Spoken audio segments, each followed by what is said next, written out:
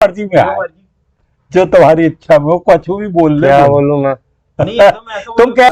देखिए, दयाराम जी विनोते जो हैं वो सारना गांव में रहते हैं और 70 साल की उम्र के व्यक्ति हैं। और इस उम्र की शुगर नहीं, ब्लड प्रेशर नहीं, डायबिटीज नहीं, कोई ऐसी बीमारियां नहीं है।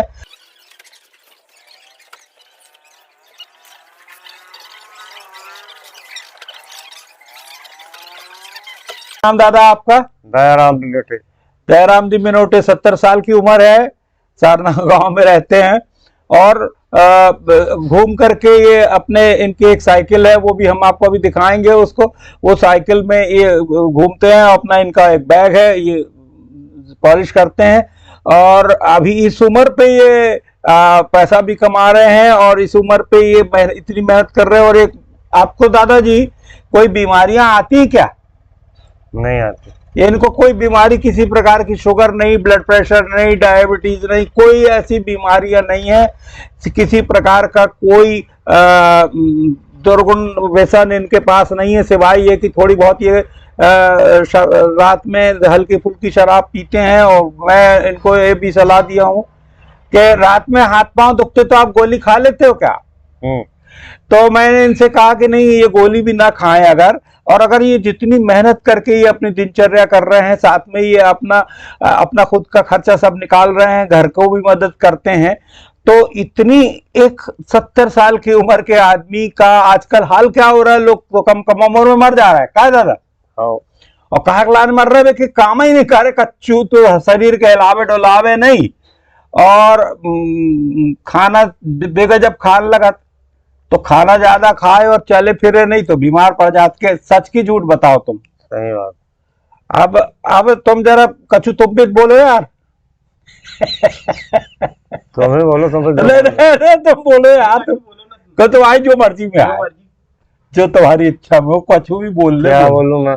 तुम कैसे इतनी मेहनत कैसे कर ले? तो इतनी अच्छे, तुम्हारा तबीयत भी कच्छु बिगड़ी नहीं है, और हंसत बोलत भी हो, तो जिन बात तो खासियत है ना तुम्हारी। हमने मेरी जो बोलोगे तुमने बोल दिया, मैं क्या बोलूं? नहीं तो तुम कुछ भी अपनी खुशी की बात कह दो। तुम वही बात बोलो, मैं वही बात बोलूं। तो बोलो ना, तो अपनी जुबान से बोलो। जो कुछ कहानी बता दो तुम्हारे साथ जो हुई हो, कुछ अच्छी सी। कुछ कहानी में सब बंद करो, टाइप हो गई। इनके कब बैठे बैठे पैसे आते हैं? अब देखना ये पैसे कहाँ से लाएंगे? हाँ, ये तो बात सच है कि इनको काम धंधा करते रहना पड़ता है, तब इनके पैसे आते हैं, वरना नहीं आते। तो ये इस कारण से ये बहुत मेहनती, बहुत ईमानदारी से काम करने वाले, और बहुत इनसे कुछ सीखने लायक है कि भैया अगर अपन बीमार नहीं पड़ना चाहते हैं तो सतत प्रक्रिया में हमको काम, शरीर को चलायमान रखना पड़ेगा। तो एक बहुत मज़ेदार बात दिखाता हूँ कि जहाँ पे ये दादा की जो साइकिल है वो देखेंगे तो बहुत मज़ा आएगा, और लेकिन साथ में ये भी लगेगा कि कितनी ये साइकिल इनकी है, बहुत ही पुरानी हो गई है। इसमें बहुत ही पुरानी है इस साइकिल को। ये चला करके कहाँ से आते हो आप?